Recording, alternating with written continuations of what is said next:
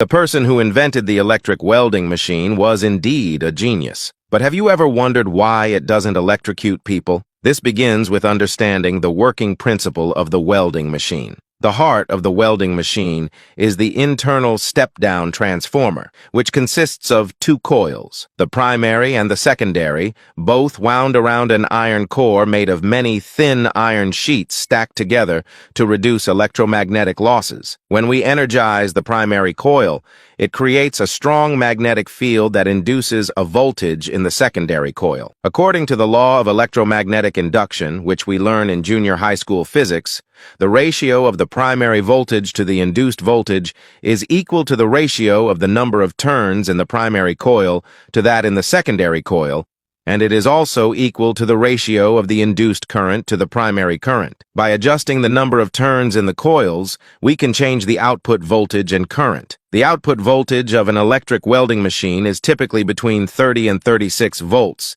which is below the safe voltage threshold for the human body. Therefore, when a person comes into contact with the welding handle or the metal being welded, the current bypasses the human body, which has a higher resistance, and flows directly through the metal. This ensures that the person is not harmed by the electrode. The key to welding is the arc. If the welding rod is directly touching the metal, no arc will form, because the current will flow straight through the metal. A certain gap must be maintained between the welding rod and the metal so that the electric current can ionize the air and generate a high-temperature arc. This temperature is typically above 6,000 degrees Celsius, which can melt the metal instantly to complete the weld. Like and follow for more informative 3D videos.